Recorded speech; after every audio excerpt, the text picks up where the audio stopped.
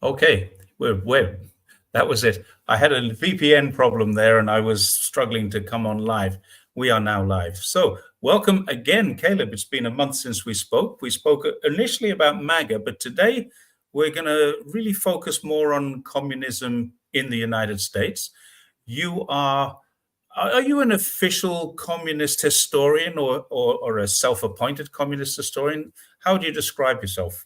Well, I've written a number of books on the history of communist organizing in the United Mhm. States. And I've, spoken at conferences. My organization is called the Center for Political Innovation, and we see ourselves as from the tradition of the Communist Party and of the various revolutionary organizations that have existed in U.S. society. We seek to educate people. We're not a political party. We're a socialist education project. Uh, Mhm. I've given a lot of classes on the history of communism in the United States, and educating people about it is very important because people don't realize that we had such a movement. Have I lost you there? No, I'm here. Can you hear Okay. me? It Yeah. just went very quiet for a second. You can educate me a little bit on this because my understanding of US communism, the history of US communism, is one that is kind of it's a checkered history. And you mentioned the word, and I want you to cover this socialism and revolution. I'm of the opinion that the democratic process actually works when it's applied correctly, and socialism can be implemented through a democratic process. But I find that when I mix with communists, they all say the same thing: we need revolution. Is that true? Well, I think the first thing you want to clarify is that when it comes to revolutionary anti capitalist perspectives, there are three basic worldviews. We have to clarify what our terms mean to begin with, right? Okay. So, the worldview that we now refer to as social democracy, or some people call it democratic socialism, is the idea that Western capitalism just kind of naturally turns into socialism one step at a time, right? And that socialism is nothing but the sum of reforms, and that, first we'll have free health care. And I think at one point they were celebrating what they called universal male suffrage, that every man could vote. And eventually, there's more workers than there are capitalists. And so the workers will just outvote the capitalists. And one step at a time, Western liberal democracy will turn into socialism, and that imperialism is a good thing because the West is the most advanced in the road to democracy. So if they colonize and take over a country, they're helping them to become advanced and to eventually have capitalism, and maybe they can have socialism as well. And that's the worldview of the Labour Party in Britain. That's the worldview of the Social Democratic Party of Germany. And that's what you call social democracy. It's this kind of gradualist approach that the Western imperialist countries will gradually transition to someday slowly turning into becoming socialist countries. Then you have, genuine communism, which is the idea that, first of all, Lenin made clear that imperialism is holding back development. Imperialism is capitalism in its monopolistic stage. And that imperialism is preventing countries around the world from developing. So you don't support imperialism. You want countries to break free from imperialism.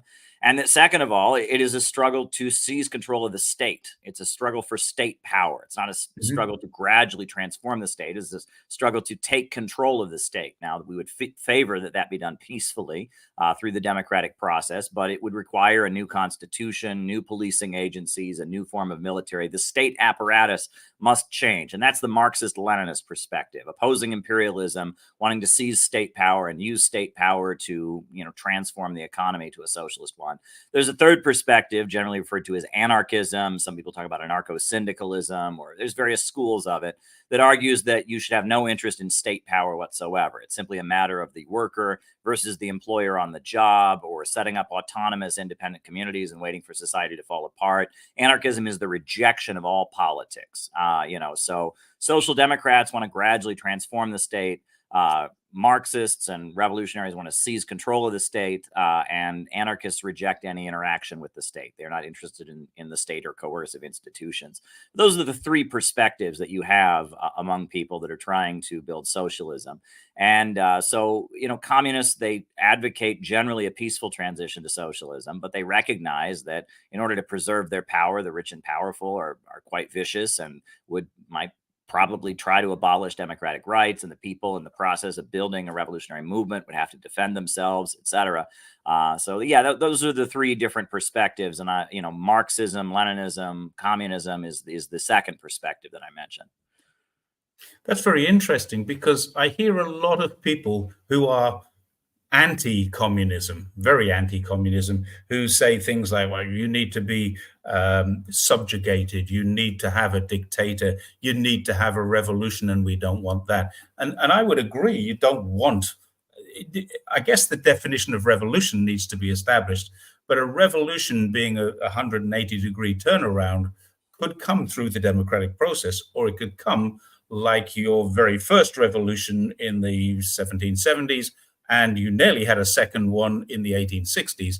It could come at the barrel of a gun, but does it need to?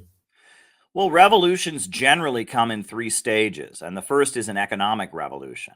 There's a transformation in how the economy is carried out, and that leads to what they call a social revolution, with the emergence of a new class and new class forces in society, and that ultimately then leads to a political revolution where the state or the form of government changes. And we've been through this throughout human history. We were hunter-gatherers for a long time, but then we got so good at hunting and gathering, we had an economic revolution, developing spears and rocks to go after animals. We got so good at hunting and gathering that it became necessary to grow our own food. And so we started domesticating animals, we started growing crops, and that was a social revolution, because a new class came into existence, a new mode of production came into existence. And then with the origin of agriculture and the origin of private property, we got a new political system, and that was called slavery, that came out of that. And eventually slavery led to feudalism.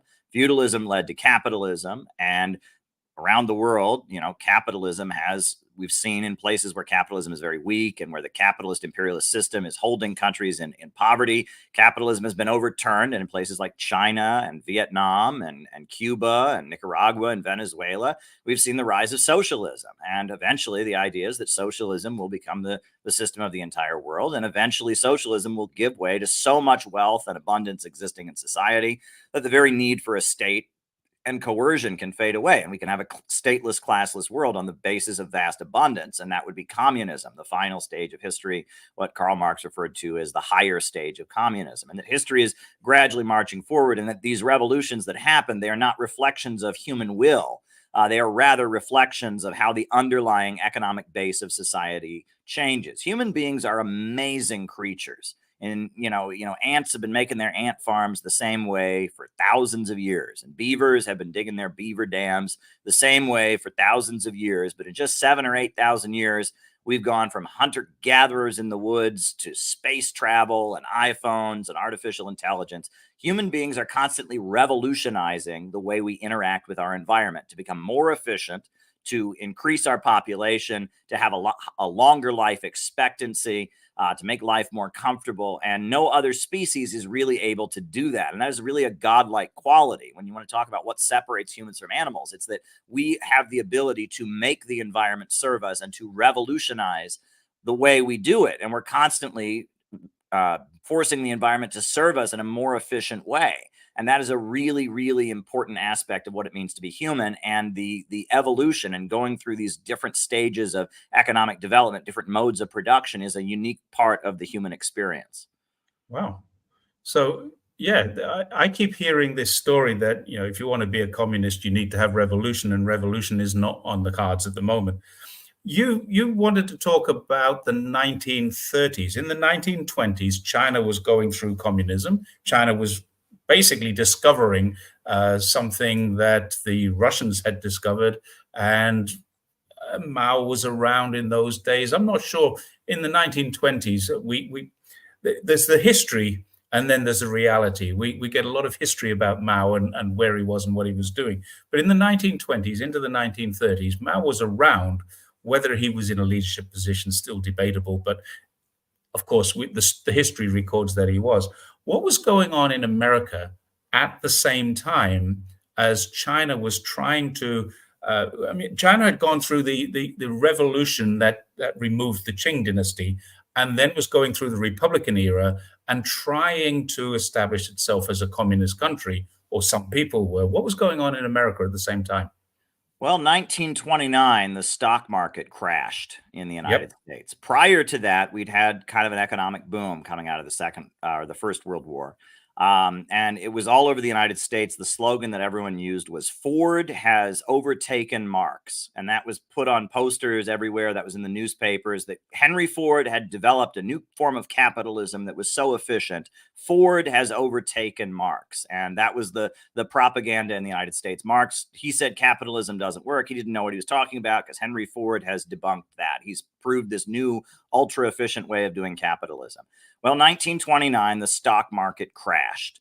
And there was mass hunger in the United States. And there was deaths of malnutrition all across the United States. People were starving on the streets. And there was a big economic crisis. And nowadays we have things like Social Security and food stamps and unemployment insurance and things like that. None of that existed at that time. And people were just starving and desperate. And there were homeless encampments throughout the country, and people were hungry. And the Communist Party was the organization that kind of took hold of the movement that was created of unemployed people. Unemployed people started storming into government buildings, demanding, work or wages now, demanding economic relief.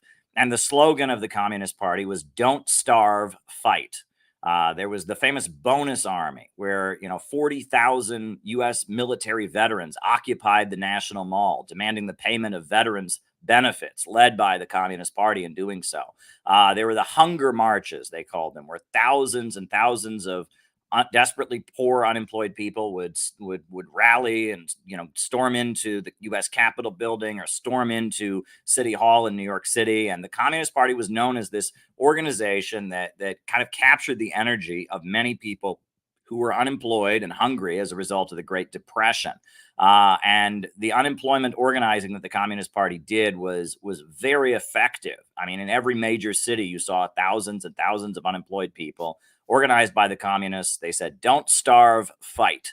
That was their slogan: "Don't starve, fight." And they had, I think, March 6th, 1930 was International Unemployment Day, called by the Soviet Union. And in every major Western country, there were hunger marches and riots by the unemployed, demanding that the government hire them and provide them with jobs and services, et cetera. And it was a really important mass movement that was led by the communists. And I think the reason we have a lot of the social welfare benefits we have today is largely because of that organizing that the communists did. And they were saying that the working people shouldn't have to pay for a crisis that the capitalists created, because the Great Depression, it wasn't a crisis caused by a lack of material goods. It was a crisis of what they would call overproduction. People were hungry because there was too much food. People were homeless because there were too many houses.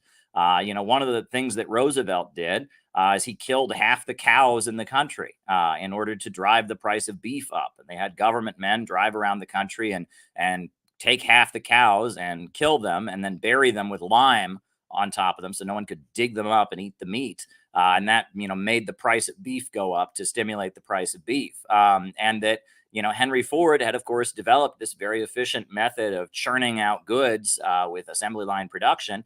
And that led to fewer workers being hired, and the wages of workers who were hired going down because they were more easily replaceable.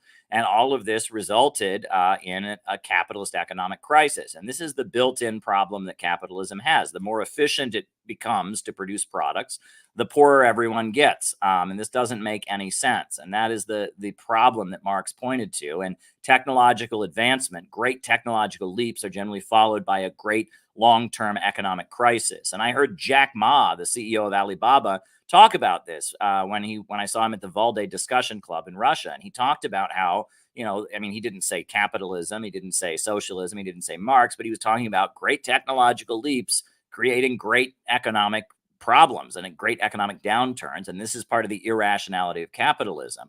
And I think that's very important to understand now in our age of artificial intelligence, because the same thing is happening in the Western world. And, Jack Ma talks about how self-driving cars are a curse hanging over the U.S. economy. I mean, if we adopt self-driving cars, there'll be millions unemployed. There'll be riots in the streets. Why is that rational? Shouldn't technological advancement lead to greater wealth for everyone? But capitalism has this problem where that's not the case. And that's what caused the Great Depression. And when the Great Depression hit, the Communist Party became the mass organizers of those affected by it, those outcast and starving amid the wonders they had made. The working class built the United States up to be this very prosperous big society, and then the economic crisis happened, and the very people who had built the United States were suddenly hungry and starving. So it was time to go organize them to demand justice.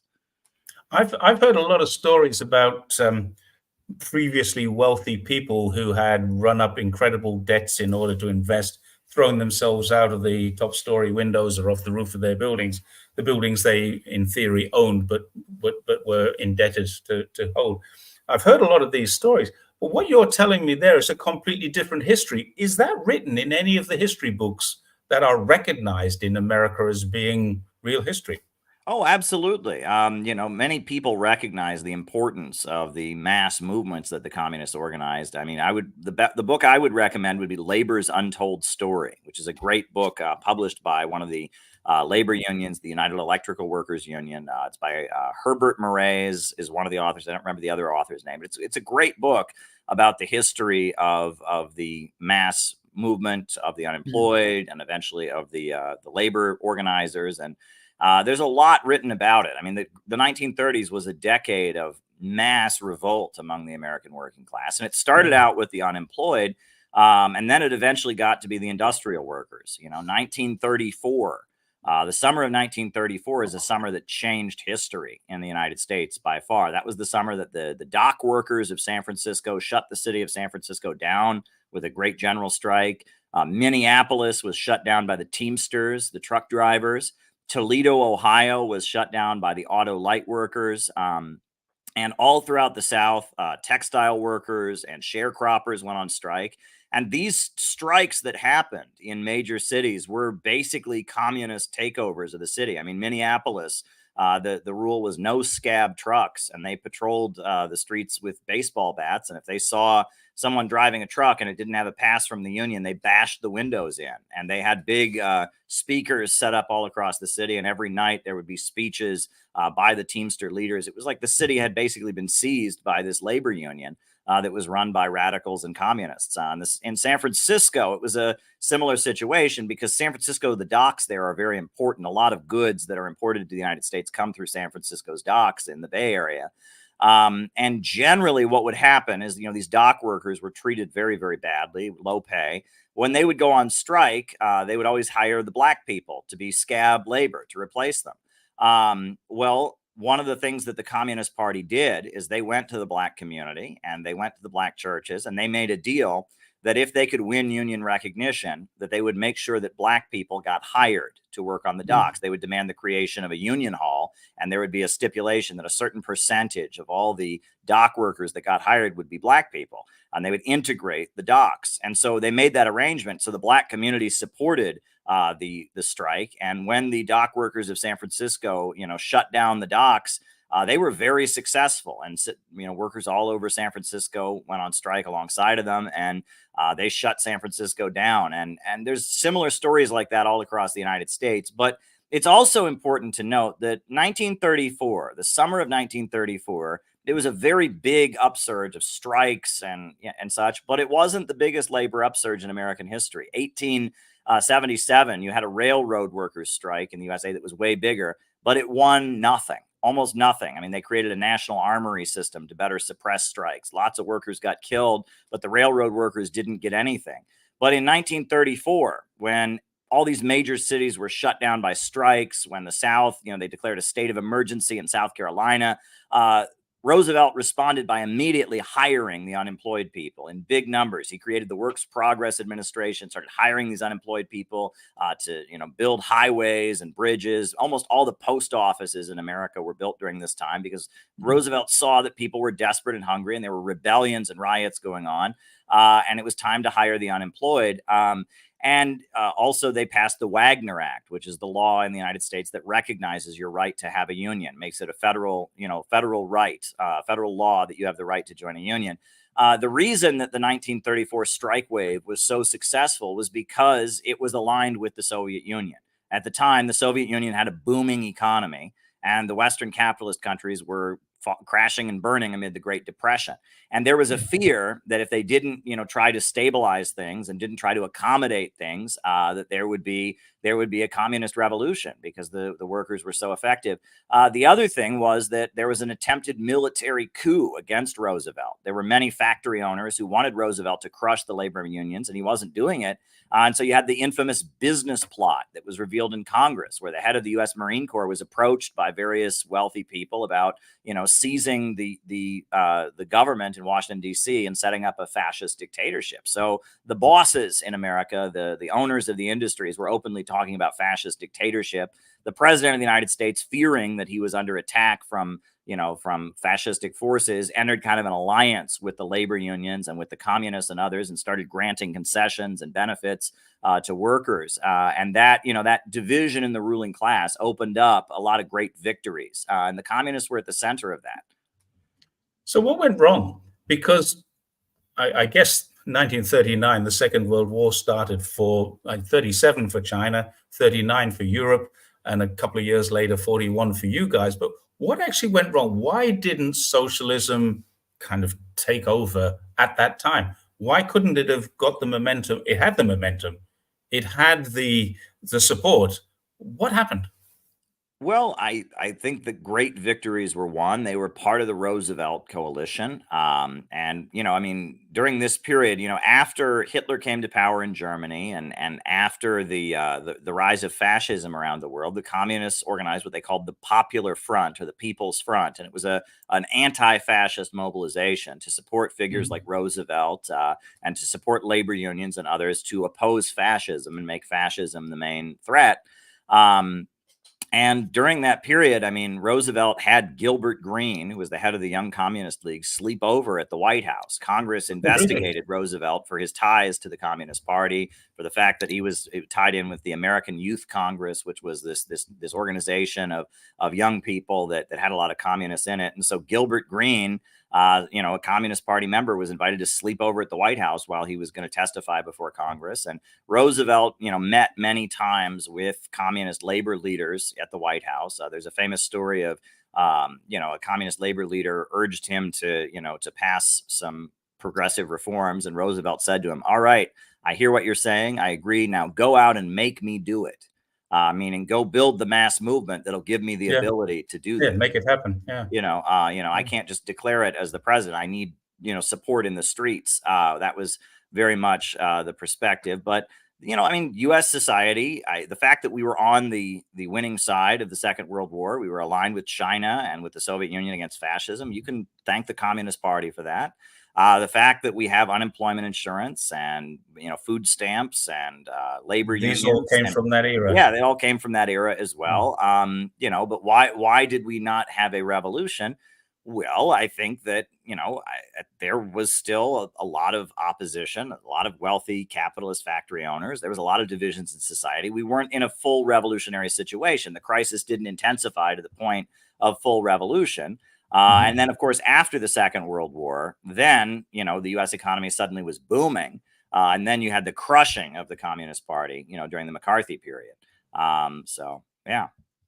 So during this period of time, Roosevelt and Stalin, did they have a treaty supported by Communist Party of USA? They did. They met in Tehran as the Second World War was going on, and they had agreed. Yeah, they had agreed that basically after the Second World War, the vision was for the United States and the Soviet Union to become allies and to rid the world of fascism. It is worth noting that the Communist Party during the Second World War very much lost its revolutionary energy, right? There was a guy named Earl Browder who ran the Communist Party. He dissolved it. He had it called the Communist Political Association. And he argued that that eventually, after the Second World War, the Soviet Union and the USA would merge into one country, and they would have the best elements of both systems. And he started saying that because the USA was anti-fascist during the Second World War, it was no longer an imperialist country, and so the Communist Party kind of watered down its more revolutionary ideas during the war. And that was a step backward in a lot of ways. I mean, even though the Soviet Union was doing amazing anti-fascist work and leading a global anti-fascist struggle, talk about the partisan brigades of Italy that fought Mussolini, and the resistance in France, and China, I mean, very much got aid from the United States to fight Japan. And Mao was very thankful for the support that the United States gave to China and the Chinese Red Army in fighting the Japanese. They got weapons and support, and that was very, very helpful. But the Communist Party kind of, toned down its revolutionary message and such. And then after the Second World War, they had almost kind of an internal revolution to repudiate this guy, Earl Browder, who had been leading them in that direction, and reestablish their more revolutionary principles. William Z. Foster is the leader of the Communist Party in the United States, who is most identified with the revolutionary energy of the 1930s. And he was a personal friend of Mao Zedong. And when he defeated Earl Browder, Mao actually sent William Z. Foster a personal telegram congratulating him for retaking the American Communist Party and restoring its revolutionary line. And there was a relationship. Even Earl Browder, I mentioned Earl Browder, this guy who had who had led the U.S. Communist Party and kind of demobilized it. He actually lived in China for quite some time, and he was in charge and handled kind of a cooperation between the Soviet Union, China, and the United States. And he lived in Shanghai for a while in the 1920s as kind of a Comintern or Communist International operative, which is interesting. There was always a very close relationship between American communists and China. And that is kind of fascinating to me. Communism is very much a global movement. And so even though the U.S. Communist Party was the party of very low-income workers in the United States, there were frequently Americans going to China to support Mao. And there's a lot of writers who went to China. One of my favorite writers is Anna Louise Strong. Do you know the name Anna Louise Strong? Anna Strong, yeah. Oh, I love Anna Louise Strong. I discovered her writing when I was a teenager. Very powerful. She lived in Moscow. She ended up dying in China.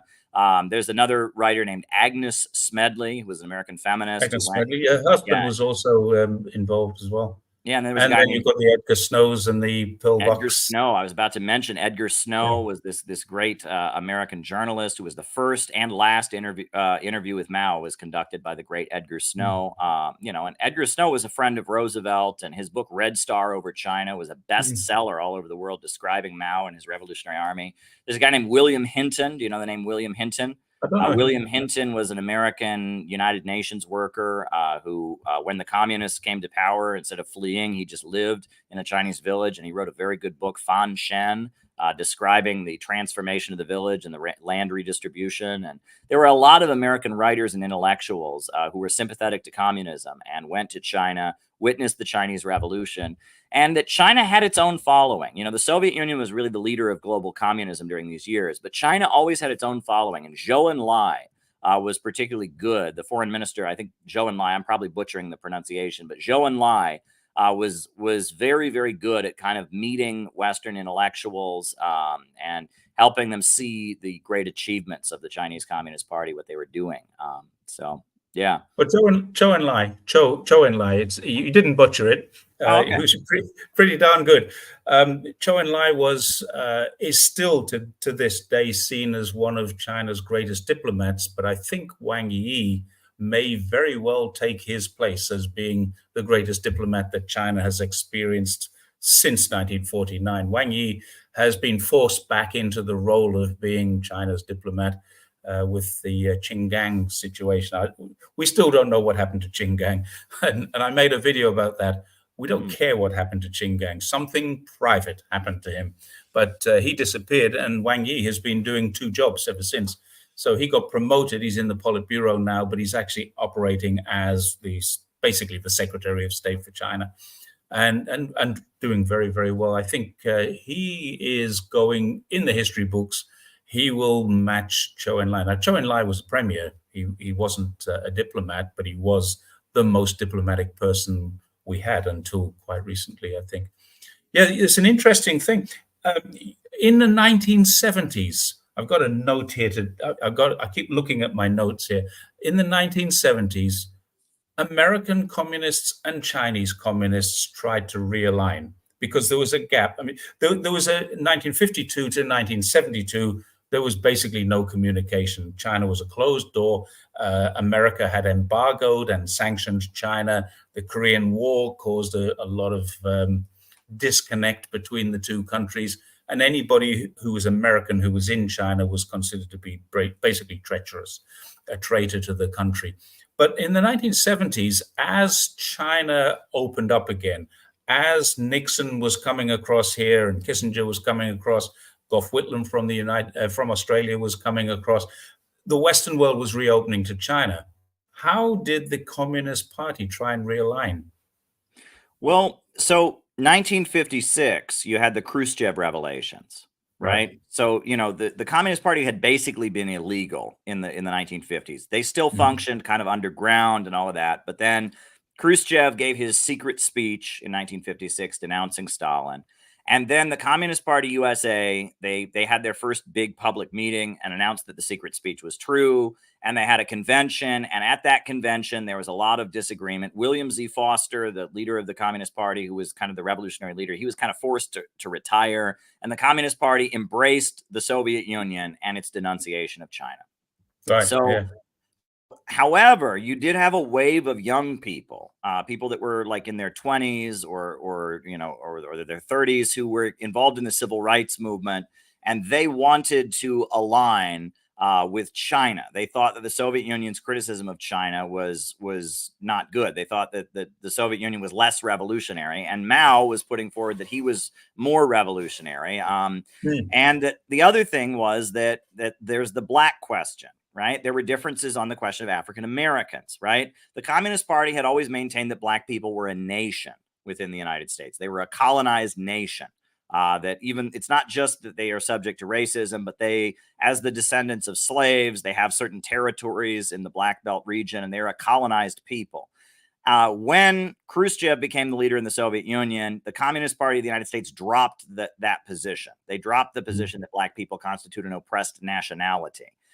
So there were a lot of black communist leaders who did feel that black people were a nation. So, the Black Panthers emerged during the 1960s. Yep. They were a Marxist-Leninist communist organization. They distributed Mao's Little Red Book. They were aligned with China. And they were at first very sympathetic to China because China maintained that they were a nation. There's a guy named Robert F. Williams. I don't know if you ever heard that name. But Robert F. Williams was the leader of the NAACP of Monroe, North Carolina. And in the early 60s, he was protesting, demanding that the swimming pools of the city be integrated. And he was shot at by the Ku Klux Klan. So he started his own chapter of the National Rifle Association, and they engaged in armed self-defense. And eventually there was a shootout between him and the Ku Klux Klan. So Robert F. Williams fled to China, and he lived in China. Oh. And he met with Mao. And at Mao's request, Robert F. Williams requested that Mao write a statement supporting Martin Luther King Jr. and the civil rights movement. And so at Mao's, at the Martin Luther King Jr. National March on Washington, where the speech, "I Have a Dream" by Martin Luther King Jr. was given, there were 20,000 copies of a statement by Mao that were distributed to that crowd by, communist sympathizers and others. And that Mao made a statement to support the civil rights movement. You also had the Vietnam War, which was rising on the campuses. And the main group, one of the main groups protesting the Vietnam War was a group called Students for a Democratic Society, which had started out as kind of a liberal group. But by the late 60s, it was very much dominated by communists who looked to China for inspiration and thought the Soviet Union had sold out, thought the Soviet Union wasn't very revolutionary. So then, as a result of, the Black Panthers and as a result of Students for a Democratic Society, in the early 70s, you had a number of different people that tried to form a new communist party that would be aligned with China. and would take inspiration from China rather than the Soviet Union, because China and the Soviet Union were not getting along. And that's what you call the new communist movement. And there's a lot of histories of that written. A lot of these older folks have written memoirs about what it was like. And it didn't work out very well. These people did a lot of amazing work, but at the time, the U.S. economy was still very, very strong, and most American workers didn't want to hear it, right? Because they had a high standard of living, and the idea of joining some kind of Marxist revolution didn't appeal to them. And the new communist movement, they got jobs in factories, they sold newspapers to their coworkers. In some places, they did have some pretty big successes. Detroit, for example. In Detroit, 1973, you had what they called Wildcat Summer, where communists were leading wildcat strikes in the automobile factories. You actually had a communist judge elected as the reporter court judge in Detroit, Justin Ravitz, and he put Mao's little red book on the stand, and he took the American flag out of his courtroom. And he was, for 10 years, he was the local judge in Detroit, and he was a Maoist communist. They had reasonable successes, but largely at that point, the U.S. industrial working class, they still had a lot of factories in the United States, and the workers in those factories got very high wages, and they were not interested in joining some kind of revolution. And then at the end of the 1970s, you had the rise, you had an economic downturn, which was the first major economic downturn the U.S. had since the Second World War. And the reaction of a lot of white American workers was to become more conservative, because they said, look, it was the first time things had gone badly. And so you had the rise of Ronald Reagan. And with the Reagan Revolution, that was kind of the great retreat, where the communist groups that had formed during the 70s all kind of retreated. And they stopped trying to build a base among the American working class. They did something else. They became college professors, or they tried to organize peace marches or whatever, but they weren't trying to build a base among the population. There's a very tragic incident, 1979. I don't know if you've ever heard of the Greensboro Massacre. Have you ever heard of this? Yeah, 1979, the Communist Workers' Party, which was one of these China-aligned communist parties, they had a rally against the Ku Klux Klan. And they sent the Ku Klux Klan a letter. You cowards, we challenge you to show your faces. They had a death to the Ku Klux Klan rally. And the Ku Klux Klan showed up and shot 5 of them. And it was on live television. The TV crews were there, and it was on live television. These 5 communists were just shot by the Ku Klux Klan. And it was known as the Greensboro Massacre. It was a very tragic event. And you look in the details, some of these Klansmen who did the shooting were actually FBI informants. And there's a lot that's been revealed to show that it was almost an assassination. It was almost a government coordinated assassination. Another thing that happened during this period, though, was that China was changing, right? China's foreign policy was pivoting to align with the United States. And all these communists, most of them had been radicalized by protesting the Vietnam War. So it got very confusing. Like one thing that happened was in Chile, you had the rise of Pinochet, this kind of anti-communist dictator who came to power. The communists in America who like China were protesting against Pinochet, but Mao embraced Pinochet, and Mao and Pinochet were very friendly, right? In any major city where Richard Nixon would go to give a speech, there'd be thousands of communists protesting against Richard Nixon. But when Richard Nixon went to China, he was given kind of a hero's welcome. And China was very much saying that the Soviet Union was the main danger. And that meant that the United States could align with China. And so it got very confusing for a lot of these communist groups, and they didn't quite know what to do. And you had some communist groups. There was one group called the October League that very closely followed China's line. There was another group called the Revolutionary Communist Party that almost disregarded China's foreign policy. They waved Mao's picture, and they tried to build a new communist party inspired by China, but they really just didn't even listen to what China's foreign policy views were. It got very, very confusing.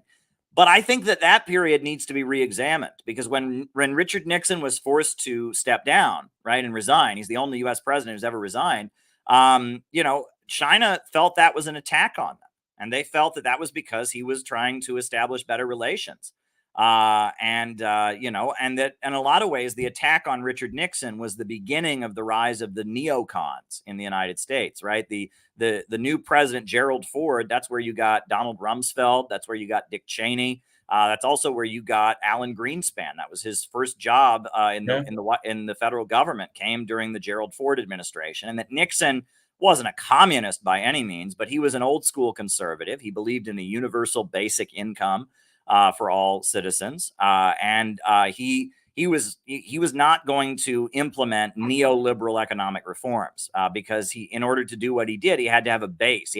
He's called his supporters the hard hats, right? And they wore, he called them hard hats, and he had to take care of this hard hat middle class in order to stay in power. And the economic neoliberal reforms that a lot of the wealthy institutions in America wanted, he wasn't willing to implement. And I think that's why Nixon was removed. Nixon viciously crushed the Black Panthers and just destroyed them with the FBI. He bombed and killed millions of people in Vietnam, but he did take care of this kind of middle class layer of American workers.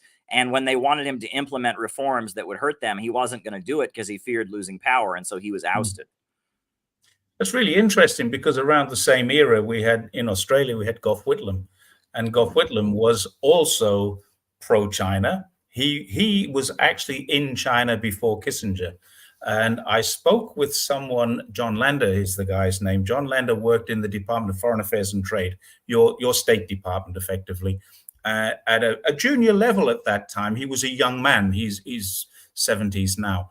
But he was quite a young man back in those days, and he was working in the Department of Foreign Affairs and Trade, writing policy related to China. He eventually became the vice ambassador to China. He was also the very first Australian ambassador to the Islamic Republic of Iran. So he's a very knowledgeable guy. But he was devastated. His department was stunned and shocked when they learned that Kissinger had been to China, because no one had thought to tell the Australians. But Gough Whitlam was there 6 weeks before Kissinger. And it was Gough Whitlam was still in opposition. And it was a public event. He went across there as the leader of the opposition and was Australia's, at the time, I believe, most popular prime minister when he was eventually elected in. And a couple of years later, he was ousted by, and it's come to light now, the CIA and the royal family did not want him there because of the same kind of thing. The relationship that he had with China was very positive, very solid. Nixon's out because of the relationship we had with China. Now, okay, Watergate was what brought him down. There's always something.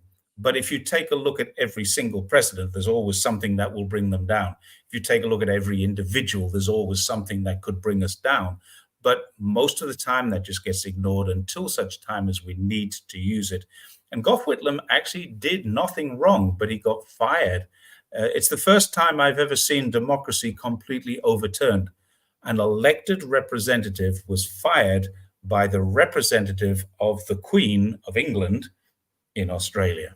That's what happened. So there's something you could probably link those two events together. If not necessarily link them together, you could certainly find a link between what happened to both of them. That would be a really interesting thing to do. I want to fast forward to today. I saw something, and I'm going to admit something here. I watched Tucker Carlson. Oh. That's an admission. He's done in some issues. He's great. I mean, he's not good on China by any means, and I don't agree with some of the things he says about immigration and other issues. But I really do think on foreign policy, a lot of the things he says are very cutting edge, and he calls out the censorship, and he's done a lot to support the Uhuru movement, this Black revolutionary socialist group that's just been charged by the American government by allegedly being Russian agents. They could face 15 years in prison. So, Tucker Carlson, he does some good work. I watch him too, I admit. So there you go. Okay, cool.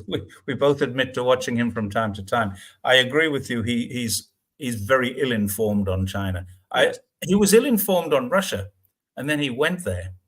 And now he's not ill-informed on Russia because he's seen for himself. I do believe that China will be extending invitations to Tucker Carlson. Come across and have a look, because everything he saw in Russia is on steroids here. It really is. It's just an amazing place to live. But there is an organization called the Christian Nationalists in America, and Tucker Carlson is genuinely worried about the Christian Nationalists.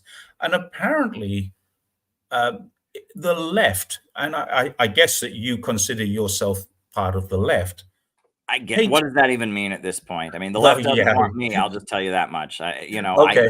I consider myself true to what they once stood for, but maybe they don't want me. So I don't know. Okay. So, yeah, well, I consider myself left-leaning as well, but I just don't know I'm a capitalist with socialist leanings, or a socialist with capitalist leanings. I don't know what I am. But apparently the left hate Christianity. Is that true? Tucker Carlson seems to think so. Well, it's interesting because, if you look at the great left figures throughout American history, many of them were motivated by their belief in God. John Brown, Mm. you know the name John Brown? This is Yep. a great heroic abolitionist who led an armed revolt against slavery, just idealized as one of the greatest, most bold revolutionary figures in American history, who, he was the first American ever executed for treason because he tried to organize an armed revolt against slavery. And everything he said was, motivated by his faith in God and Jesus. And they would ask him, why are you so obsessed with opposing slavery? And he would say it was the golden rule: do unto others as you would have them do unto you. And if I was held in slavery, I would want someone to fight for my freedom.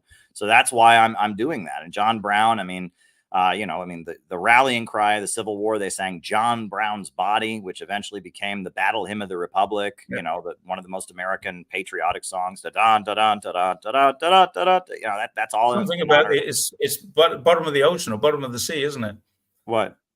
What do you mean? John Brown's body is at the bottom of the sea, something like that. Yeah, well, yeah, or it's moldering in the grave. But yeah, I mean, he was, he was just, and he was very religious, right? And that a lot of the early socialists in America, were very motivated by religion, and that there were a lot of socialist communities built by the early settlers. I'm from Ohio. It's now called Akron, Ohio, but originally it was called Zoar, Zoar. And it was a Christian socialist community that was set up, Right. It was by the first settlers. And, so it's like religion is a very big part of American society. And we've always had a lot of religious fanaticism in America. It's just very much part of our culture, who we are. In the 1970s, though, there was kind of a reinvention of Protestant Christianity that happened. And it was because of the fact that, because of the 60s cultural revolution, a lot of young people who grew up watching television, listening to rock and roll music, were not interested in going to church. And because of that, because religion was kind of the basis of people being conservative, Republicans were losing. And so it started out with, do you know the name Billy Graham, Reverend Billy Graham? Yeah, Reverend Billy Graham was Richard Nixon's personal spiritual advisor.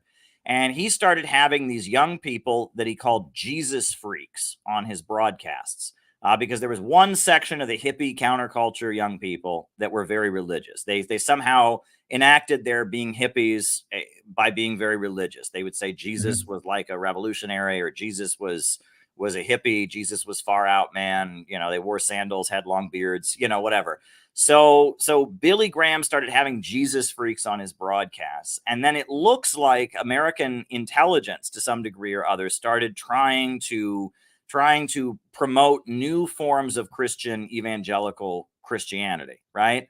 And there were different religious groups that emerged during that period. And this is when they talk about the quote unquote cult scare of the 1970s. You had a lot of new religious organizations that emerged in the United States that were somehow tied to intelligence agencies, that were, people would like sell all their possessions and go follow some guy. And, and then there was a whole thing of like, they called them deprogrammers, would kidnap, if your adult child, your college age child joined one of these groups, you could hire these people to go kidnap them and browbeat them and into renouncing their religion and, adopting their old name back or whatever. And there was a lot of weird stuff like that in the 70s. But if you look at it, a lot of it was Richard Nixon and the conservatives trying to figure out how they could kind of reinvent religion in order to change American politics. And by about 1978, you had the rise of Jerry Falwell. Jerry Falwell and Pat Robertson, they had kind of a new brand of evangelical Christianity that was very different. And it was much more explicitly political. And supporting Israel was a really big part of it, that Israel, you must support Israel. Israel can do no wrong. And it was also very watered down. And, religious folks, they all have very different interpretations of the Bible and stuff, and they can debate you about various things. But, and I grew up in a community, a small town in Ohio, where this, in the 1990s, this was almost like the ruling ideology. It was this evangelical, what they call evangelical Christianity, very tied in with the military, very tied in with supporting Israel. And what do they believe? They say, we just believe the Bible. We just believe the Bible. We're not Protestant. We're not Presbyterian. We're not Lutheran. We just believe the Bible, man. We just believe the Bible. And a lot of rock and roll music and, big screen images and that kind of stuff. That was big in the Reagan and Bush era, the Bush administration, the evangelical Christianity. And that's what I think when people talk about Christian nationalism, they're talking about that. But what's different is that stuff has lost a lot of power in the last 10 years. During the beginning of the Obama administration, you had the rise of the new atheist movement. You had, widespread, and that stuff, I mean, it has a lot of influence still in the Republican Party. Nikki Haley is associated with that stuff. Mike Pence is associated with it, but it has nowhere near the power it once had. Right. I mean, the evangelical Christian movement has largely been weakened. So it still exists. And I think that, and the other thing is that there are a lot of people in the United States that are religious now in different ways. Like the Russian Orthodox Church is growing. There's a lot of young Americans who get into Russian Orthodox podcasts and things like that. Right. And that things have changed, but the evangelical Christian right, that was a big part of the Bush administration, a big part of the Reagan era, a big part of the Republican Party prior to Obama, that is largely coming apart.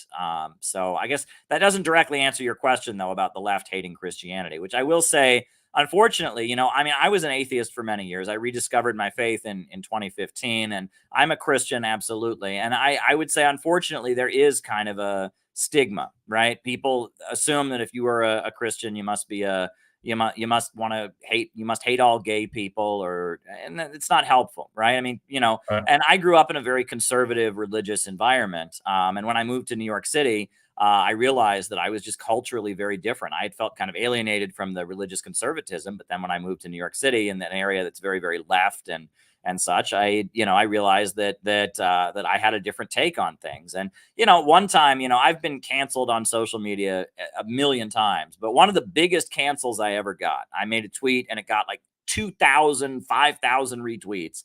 And all I said was, if you're against abortion or against gay marriage, I might disagree with you, but you're still my comrade and we can work together to struggle for justice. That's what I said. And I got thousands of retweets of people saying, how dare you? You want me to work with people who want to murder me. No, people who disagree with gay marriage don't want to kill gay people. They just disagree with gay marriage, right? Yeah. And and I saw all these people saying, of course, a white man would say that. And I'm thinking, a lot of Latin people are against abortion. What's it got to do with your color? Right. Puerto Rican Americans are very against abortion because the U.S. government was tying the tubes of Puerto Rican women at one point. And a lot of black people feel that abortion. That's what they accused China of doing in Xinjiang and other places. But yeah. I mean, and that there's a lot of social conservatism, especially among non-white people in the United States. I mean, go to the Palestine rallies, see all those Muslims. Do you think they support gay marriage? Do you think they support abortion? And that among white leftists, there is this weird, fetishization of social issues where they want to talk about the LGBT thing. They want to talk about abortion, and that anybody who doesn't agree must be a bad person. And I mean, let's look at the history. Stalin outlawed abortion. Right? Do they have gay marriage in China? I don't think so. And gays are tolerated. There's no issue with being gay. I have lots of gay friends, lots of gay friends, but they can't. They live together, but they can't legally marry, and they can adopt. Believe it or not. Okay. Yeah. I mean, and it's until about the 1980s. If you went to any communist country and you asked about homosexuality, they would say, well, we don't have that here. That's a disease from capitalism. We don't have it. Right. And I think it's good that Cuba and other socialist countries have in China, too, from what you're describing, have changed that perspective. They used to refer to homosexuality as a bourgeois decadence. There was some, cases of gay people being imprisoned and stuff. That's not good, obviously. I think it was be respected. In a previous era, it was considered to be a mental illness. Yeah. It's not. And It's perfectly acceptable. Now, what's not acceptable for most of the gay people, I have gay friends, I have gay students, or I used to have a lot of students, and I'd have them come to me and say, because I actually have a gay brother and I have a gay daughter. And my daughter's been here. And when I was a teacher in a school, my daughter came to my school with me and met dozens of my students. And of course, they all say, "Have you got a boyfriend?" And she says, "No, this is my girlfriend." And so it went on. Now, I was asked by the school, "Please don't bring your daughter to school anymore." But that's a really interesting thing, because the kids loved it, meeting someone a girl who had tattoos. My daughter has tattoos, and was with her gay girlfriend at the time. Now, what then happened was, many of those students came to me afterwards and said, "I don't know how to tell my parents. My parents are not as open-minded as you, but I'm in a gay relationship." And I realized then, I mean, maybe some of them were just experimenting, because almost all the school students at age 16, 17, 18, they live in dormitories. So they quite likely experimented, I guess. And some of them would have, and one of my gay friends is now married, and very happily married to a man. She is married to a man, and she was convinced she was gay. And I knew her partner quite well. And when they broke up, I was connected to her partner, and she contacted me several times. "Can you please see what she's doing?" I said, "No, no, no, no. You need to sort that out. I'm not getting involved in the middle of this." But then, now she's married and everybody's happy, and it's all in the past. But I guess she was just experimenting. A lot of experimentation went on. That does happen here in China a lot. Gay marriage is not allowed. There are two genders in China. There are males and there are females. There is a clinic. There are clinics in China where, and in fact, the very first one was opened in the 1970s, where people who have gender, I don't know what the right word to describe this, where irregularities, where they do not fit inside their own body, those people are allowed to go there with medical supervision and transition to whatever they want to transition to. That is legal. Now, we have what's called a hukou in China, which is the household registration. Now, when you move house, you go to the local department and you get a form to change your hukou, which means you're changing your address. But on that hukou, you can actually change your gender. So if you have a reason to change your gender, you can change your gender. So a male can become a female can become a male, as long as it's been done properly and they have the proper paperwork to support the fact that they have transited from one gender to another. You cannot define or declare or identify as a different gender in China. You become a different gender medically, and that's acceptable. So there are two genders. There's male and female. You're born a male, you stay a male. Unless you transition, then you can become a female, and that can happen. So China's got it, in my opinion, China's got it right. It hasn't gone down the track of, we don't have Chinese athletes competing in the wrong gender. It's as simple as that. And that's a thing where Chinese people say to me, "What the hell's going on in the West? Why do they do that? Why is that man running with those girls? And why is he so much better? Because he's a man. Of course he's going to be better." Well, why is it allowed? And the fact is, it's probably going to be allowed in the Olympic Games in the future. And then I think China will just say, "Well, we're not interested in taking part. We're not going to send our females to race against American males." That's how America is going to win.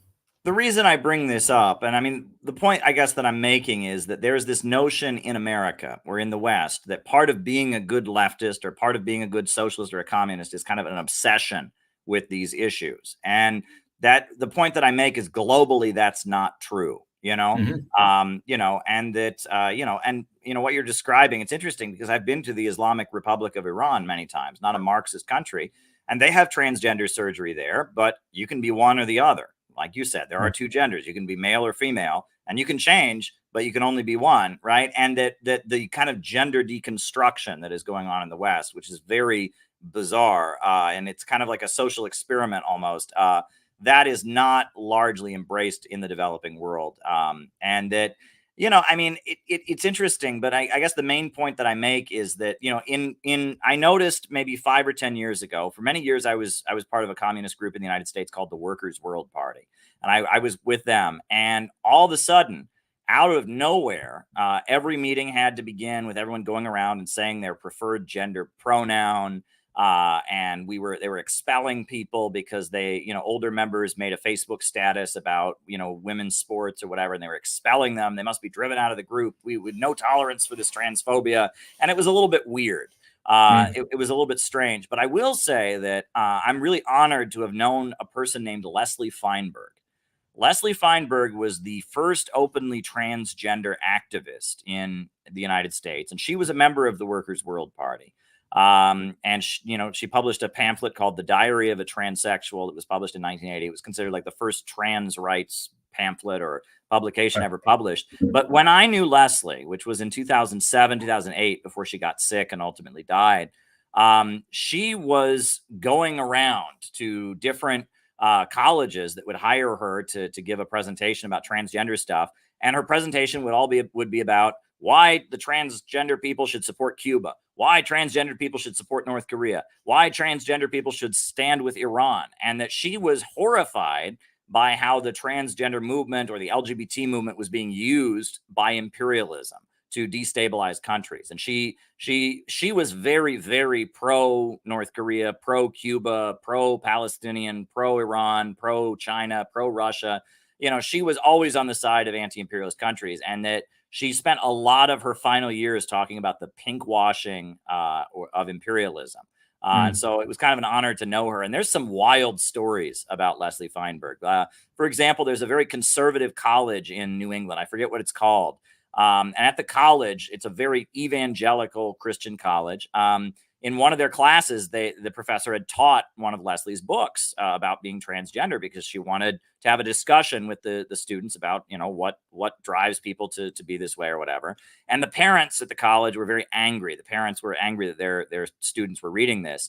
So they had a rule at the college that the students got to vote on who the commencement speaker was. So as a way to kind of stick it to their parents, all the kids at the college voted to have Leslie Feinberg be the commencement speaker, right? And so at this very evangelical conservative college, communist Leslie Feinberg, transgender communist, was the speaker at the commencement. And of course, she gave a speech all about why Cuba is an ally of people struggling for justice around the world. And at the time, she was supporting Mumia Abu-Jamal, the political prisoner in the United States who almost faced the death penalty. And she got up in this room full of evangelical conservatives and gave a communist speech. And Leslie, she was transgender, and she was an anti-imperialist in her core. And she probably would disagree with a lot of things that I say now. I've very much strayed from the politics that her group had, but so I think of that, these things are complicated, right? I don't think anyone should be discriminated against for who they are or how they feel they are, et cetera. But at the same time, I recognize that trying to impose this on developing countries and trying to say that the traditional family shouldn't be allowed, or that there's some Western way of doing things, demanding that people put up a rainbow flag or reject and denounce their religious way of life, that's not helpful. And that's part of imperialism. And so, I'm at the point where I'm very critical of the way, left-wing politics in the United States is obsessed with LGBT and hostile to Christianity. And I identify as a Christian, and I think that, at the same time, some LGBT people would probably agree with me, but I think a bigger problem than the LGBT stuff would be the pornographication of U.S. society. I mean, there's pornography everywhere because sex sells, right? You walk through Times Square, naked people, and it's a way to make money, right? And that we see in public all kinds of sexual imagery, and I don't think that's healthy, right? And the way our society has been kind of pornographied in order to make money is not good. It's one of the things I like about China, and don't get me wrong, I'm no prude or anything like that. I love the naked body as much as anybody else, but the fact is, pornography is illegal here. That doesn't mean to say you can't find it, but it is illegal here. There's no pornography online legally. Of course, you can find it if you go looking for it. There's no drugs in China, but you can find them if you go looking for them. There's a lot of things that are not legal in China, but you can find them. And by the way, I have a married brother as well. One of my brothers is married to an Indonesian guy, and they've been married about 20 years now. So yeah, I've got my daughter who came out of the closet when she was about 25, and my brother came out when he was 40, and Wow. introduced our parents to his partner. My mum and dad were like, "Oh, you've got a new business going, a new business venture." No, this is my partner. Oh, wow. Oh my God. And my parents both very strict Catholics as well. So that was an interesting year for us. That's he's 63 now. That was his 40th birthday. He did that. Let's go. Our topic. Someone said, "What's the topic today? Is it gays?" No, it's not gays. It's not transgender. It's none of that. The topic was communism. Let's move back to communism and look at today. Is communism rising? Is it declining? Is it dividing and splitting? What's happening to communism right now? Well, I think around the world, communism is definitely on the march, but it's changed. It's not Western woke leftism. And I would argue that maybe it's not even quote unquote left anymore, whatever left and right mean, right? The words left and right just come from the French Revolution, right? The people that were loyal to the king when they formed a national assembly sat on the right, the radicals sat on the left. And so the left was associated with historical progress, whatever that means, whatever you think progress is, right? But globally, China is leading a big section of the world that believes in development, that believes in economic growth. You have the BRICS countries, you have the Eurasian Economic Union, you have Bolivarian socialism in Nicaragua and Cuba, and all over the world. You have these new revolutionary governments in West Africa that have aligned with Russia and China and kicked out the United Nations. And globally, socialism, the drive for a centrally planned economy to eradicate poverty and organize society so the wealth can generate and people can rise up and develop, that is rising. In the West, we have a movement called the left, which used to have something in common with communism, which is very much obsessed with the LGBT thing, which thinks that degrowth is the answer, that growth is bad, that we all need to be poorer because of climate change, that kind of romanticizes destruction and cancel culture and tearing people down. And that movement may invoke some of the aesthetics of communism, but I don't consider that to be genuine communism. I was just at the World Youth Festival, where I got to ask Russian President Vladimir Putin a question. Sitting next to me was the head of the Ho Chi Minh Communist Youth Union of Vietnam. Sitting a few rows ahead of me was the leader of the All China Youth Federation and their publication in China. And I was at a global festival of communists. That movement is rising. In the West, the woke thing has nothing in common with that movement. I mean, very little. I mean, maybe some of the vague ideas are the same. We oppose racism, we oppose oppression, but there is a kind of a destructive, pessimistic movement in the West that maybe tries to carry communism's legacy, that gets promoted by social media and is largely a vehicle for spreading color revolutions to developing countries, right? And that movement is very, very dangerous, I would argue. And maybe that movement does have a lot of strength. I mean, it's certainly supported by Silicon Valley, Bill Gates, and Twitter and Facebook and Mark Zuckerberg and all of that. But I want nothing to do with that movement. And that movement's very dangerous. It's very pessimistic. So I guess you could say communism is rising, but there are two wildly different interpretations. One takes kind of the spiritual aspect of Marx and his desire for rebellion, the aesthetic of the French Revolution, and applies that to carrying out a very kind of destructive agenda. And then one takes the economics of Marxism, which is that we need a planned economy in order to reach a world of vast abundance where the state can fade away and all of that. I'm with the economic movement that's rising around the world to oppose Western capitalism and imperialism. I'm not so much about the aesthetic movement or wokeness that we see in the West. And I argue these are two different movements, right? And that the divide started with Stalin and Trotsky. And then it continued, I guess, in the 1950s with the CIA and its Congress for Cultural Freedom program, where what they called the anti-Stalinist left was being funded by the CIA. And they promoted the work of Susan Sontag and Hannah Arendt and other writers. And the CIA popularized a new brand of leftism. And that coincided with the drug culture and Project MK Ultra, with the CIA distributing, hallucinogens everywhere and such. And that now global communism is almost very conservative, because it's saying we represent stability. We control the means of production. We make sure the economy is taken care of. We're protecting you from the irrationality and the instability of capitalism. So it almost seems a little bit conservative. Whereas the woke left, they want chaos and destruction and degrowth in the name of liberation, in the name of rage at society. And they're a vehicle used by the imperialists to spread instability around the world. So we have two distinct different movements that can kind of trace their heritage back to Marx, or what we call the left. And I think they're just two different things. So Jason says Caleb is great. He needs to come to China. Have you been to China? I have not. I have been to Russia a number of times. I've been to Iran a number of times. I've been to Venezuela and Nicaragua, but I have never been to China. So book my ticket. I'll be there tomorrow. Unfortunately, I'm not in Beijing, which is where I think you probably belong.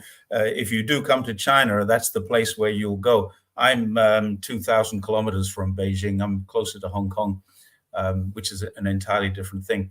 So we're getting in towards that 90-minute mark that I like to stop these things. So let's ask, what's the future?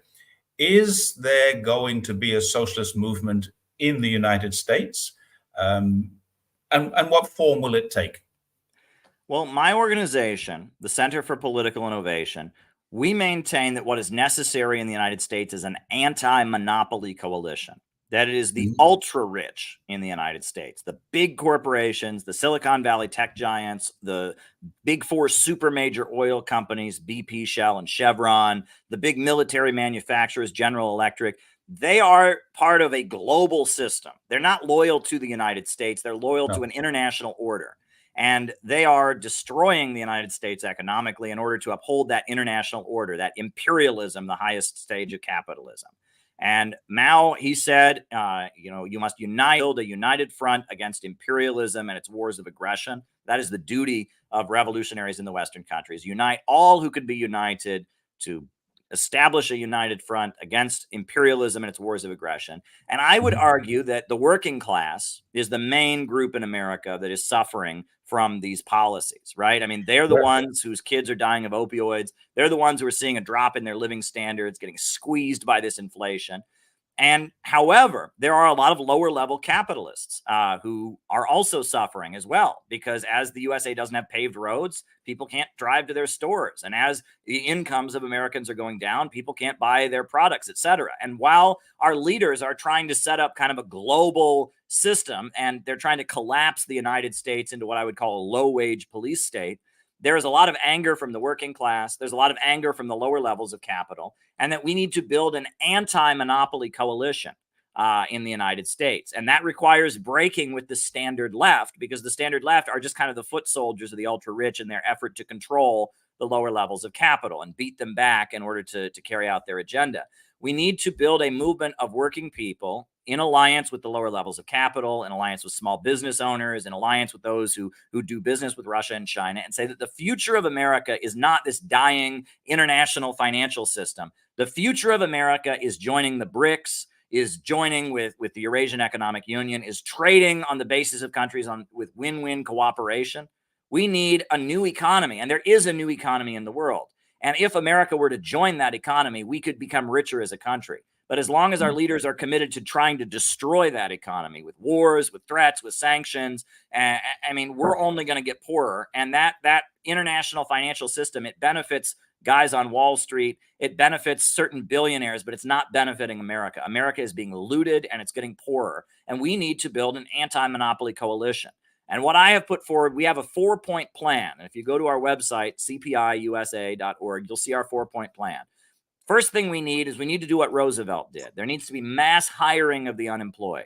They need to hire millions of unemployed Americans and have them build highways and bridges. We need some high-speed railway in this country. We need new universities and new schools. We need to rebuild America. Second thing, public control of our natural resources. America's got loads of oil. It's got loads of coal and natural gas and timber, but all the profit from those, natural resources are going into the hands of these private international bankers. Well, we should nationalize America's natural wealth so that the wealth, from our natural resources goes into the public budget. And this would take the burden of taxation off the population. It would generate a lot of public revenue. And then on top of that, we need a national bank. We need to cancel the debt, the student debt, the credit card debt that's hanging. We just need a debt jubilee in America. And then on top of that, we need the creation of a national bank, some state and local banks that lend money strategically in order to rebuild the country, and assign credit based on an overall plan of national development. And then fourth, we need an economic bill of rights. Our President Roosevelt, in his final State of the Union address, he called for an economic bill of rights, the right to a job, the right to housing. And we should have that. And we shouldn't view it as a handout, as welfare. We should view it as an investment in the nation, right? Because if you want to have a strong country, you need to utilize all the labor power that you can. So you want to hire everyone, put everyone to work. If you want a strong country, you need your population to be healthy. So you need them to have health care. If you want a strong country, you need your population to be educated. We need, we don't have enough engineers and scientists. We don't push STEM like they do in China. So we need to start educating our young people, and we need to have education as an investment in the nation. And with those 4 points, right, that you wouldn't fully have socialism if you adopted those 4 things. But those are 4 dramatic economic, changes that could be carried out. That would be the very beginning of a process of transitioning the United States to having the kind of economy that they have in China. It is planned, where the state controls the economy in order to make sure that there is growth. So that's our 4-point plan, and that it is necessary. And I have to emphasize this: you have to break with leftism. As much as I believe in communism and Marxism and socialism and all of that, we have to break with the woke stuff, which is very destructive and toxic. We wave American flags at our rallies. We have ministers come and lead prayer at our rallies. You know what I'm saying? I mean, we do everything we can to not sound like toxic woke leftists, but to sound like people who love our country, love our community, and realize that this global financial system of imperialism is only leading us off a cliff. It's leading us into a devastating direction. We say, out of the movement to the masses. That is the slogan we've used. Out of the movement to the masses. And part of that is fighting to defend our civil liberties, and what they're doing to the Uhuru movement. I interviewed Chairman O'Malley. You should interview Chairman O'Malley. I mean, Tucker Carlson interviewed him. This black revolutionary activist in the United States. He goes on trial September 3rd with his 2 other co-defendants, Penny Hess and Jesse Neville. If they are convicted, they could get 15 years in prison just for organizing in their community, because they're declaring that they're Russian agents, alleging they got some money from Russia. It's horrendous, and they're trying to outlaw revolutionary and progressive organizing in America, and we have to oppose that. And the fact that Tucker Carlson is defending the Uhuru movement when all the Black Lives Matter people won't defend them, that tells you that there's something going on. And if you look at what the Uhuru movement has done, they run farmers markets, right? They do have classes for pregnant mothers, and in 2 cities, in St. Louis, Missouri, and in St. Petersburg, Florida, they have hundreds of members, and they are engaging in development. They're not having the young people go out and riot and break windows in order to raise awareness about police brutality. They're organizing economic development projects in the Black community, and they're teaching a pro-China, pro-Russia message while they do it. And I admire the Uhuru movement and what they're doing, and I would like to see something like that all over the United States for the whole working class, right? An economic development program and a movement that says Russia is our friend, China is our friend, and our real enemy in America is at home. It's the Pentagon, it's the Wall Street corporations that are looting this country, and we need to build a government of action to fight for working families, right? I use that slogan, a government of action, right? Because right now we have this notion that the government is best, that governs least, right? It just sits back and lets the country fall apart. That's not what we need. If you're a parent and your child in the winter goes to school without a proper winter coat or without clothing, you could be arrested for criminal neglect. And I would charge our government of the United States with criminal neglect. There are communities all over this country where the roads are falling apart, where children are hungry, they're going to crumbling schools, where there's just so much suffering right now. Our government is guilty of criminal neglect, and we need to mobilize a mass movement to demand that the government put the needs of the people here first, rather than the wars to defend their international system.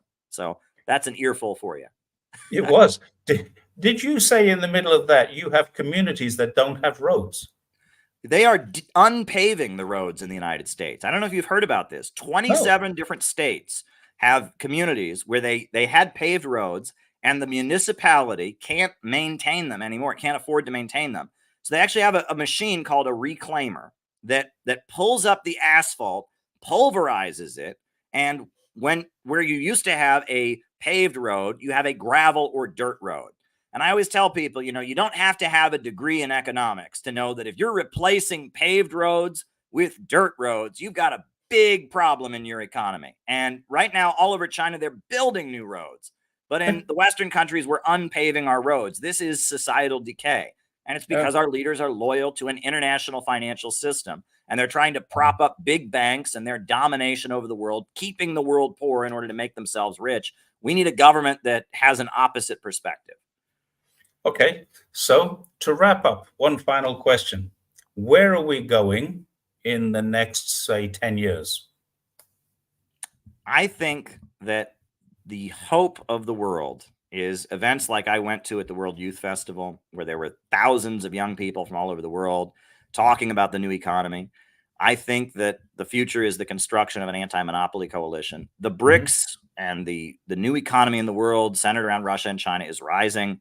The Western financial system is collapsing and falling apart, and that now is the time to start talking about how we can build a movement in the United States that is patriotic, that is loyal to the country, that has a message of love and hope, not destruction and pessimism, that sees China and Russia and Venezuela and Iran and all these countries as the way of the future, and tries to develop and transition toward that, whatever that would look like in America.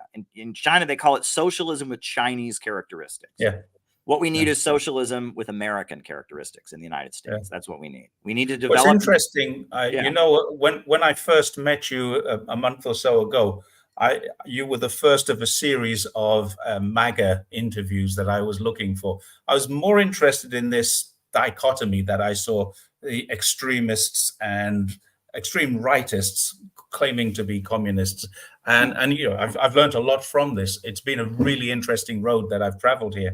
But what you just said there kind of encapsulates the whole thing. You've got millions of people in your country that need socialism, millions that need socialism, and you've got thousands who are preventing that from happening.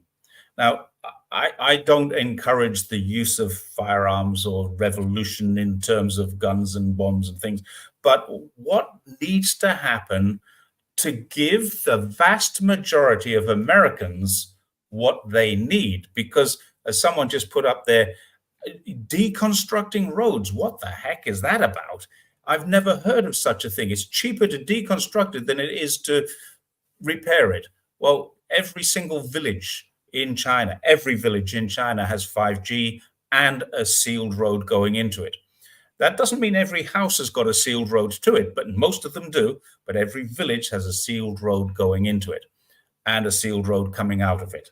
So what's gone wrong? Because China is still, in terms of, it's the second highest economy, but in terms of the number of people and the size of the country, it's still a relatively poor country, but it's done that. What's gone wrong with America? And what can you do? In America, profits are in command, right? We don't have a government that can sit there and say, all right, we need to have economic growth. We need this much GDP growth. We need living standards to rise. And so we'll tell this corporation what to do and we'll set this growth. We don't have that. We have a government that sits back and lets corporations enrich themselves. And we have a society where profits are in command. That's what Mao, I think, talked about capitalism being as profits in command. And that is why the United States is falling apart. And the built-in problem of capitalism, this problem of, artificial intelligence or technology replacing human labor, and the result being greater poverty, what they call the tendency of the falling rate of profit. And what they also call the problem of overproduction or the value crisis. This situation where great leaps in technological advancement lead to greater poverty, it necessitates society as a whole taking control of the means of production. And until we have a government that controls the means of production and forces them to work in the interests of all of society, we're going to continue to have these problems. It's rooted in the irrationality and the outmoded nature of production organized for profit. That's what's happened. Right. Okay. Is it going to change? I think it will have to, because the world is rising, and that there's a lot of people that are seeing that Russia and China and all these countries are getting stronger while the West is deteriorating. And there's a lot Yeah, of capitalists who would make more money if we were friendly to China and friendly to Russia. And there's a lot of working people who are struggling, and it's going to happen. I always mm, tell people it's almost like there's an avalanche coming, or there's a boulder that's about to roll down the mountain. The right. question is, will we be able to nudge the boulder to go in the right direction? Right? There's going to be an explosion in America very soon. It's already happening. But the question is, will the people know what to fight for? Will they know where to go? And that we have the ability to influence the conversation, to give people the guidance necessary to try and move the country in a good direction. Mao Zedong, in the Little Red Book, he says, the masses are the real heroes, and we ourselves are often foolish and ignorant. And he made the point, the Chinese Revolution wasn't made by Mao. It was made by millions and millions of workers and peasants who rose Mhm. up, rising up against their landlords, fighting the Japanese invaders. The Communist Party offered the guidance and the direction to point the heroism of the masses toward what needed to be done. And that's the perspective that we need to have. And that's why my group, the Center for Political Innovation, we're giving classes, we're publishing books, we're doing everything we can to raise awareness. This is our new textbook that we've published, we're using for Oh, classes. that's Out of a the big movement, textbook. yeah, Out of the Movement to the Masses, Anti-Imperialist Organizing in America. That's our new textbook. We just had a great retreat in Vermont with like 30 different people. We've got people on Zooms around the country, and we're trying to build a real movement of anti-imperialism and to get people to Right. understand that if you really love America, you must be an anti-imperialist, because imperialism is destroying the lives of America's working families. Imperialism is leading our country to becoming a low-wage police state, and we need jobs and healthcare and education, and that means opposing the imperialists. Okay. Have I spelt the center correctly? Yeah, our website is cpiusa.org. So Okay, you let can me read put all that up. about, we have our 4-point plan. CPIUSA.org. So Yeah. And, I'll put that up. we're a small organization, but I'm blown away by how much we've accomplished, right? We led the U.S. delegation to the World Youth Festival. We confronted Sa Ing-wen when she came to the United States to beg for more weapons. I confronted her. We had 5 of us out there on the street, and we said, stop selling war in our country. Get out of our country. We don't want a new war. China is not our enemy. You can watch the video. It went viral in Chinese media of us confronting Sa Ing-wen and her Taiwan separatist war agenda. Yeah. And we've done quite a bit to try and build and educate a core of people about anti-imperialism and socialism with American characteristics, socialism that could actually work over here, right? Americans are never going to become Kim Il-sungists. Americans are never going to become Maoists. I love Mao. I've studied Mao, but Americans are never going to become Maoists. No. We're going to have to develop a uniquely American socialism, a socialism with American characteristics. And if we're serious, that's how we should operate. I agree with that. It's a very interesting thing that there is a collective and there's a communal psychology. I've studied psychology at master's level, postgraduate level, and I found when I came to China, I did a master's degree in cross-cultural change management, and I found this that it was basically I was studying work management philosophy, Western management philosophy, Chinese workplace psychology, and the two things just they don't mesh at all. And it's really interesting to find how different Americans are and how different Chinese are in some respects, but how similar they are in others. And it's those similarities that I think that we probably need to work for.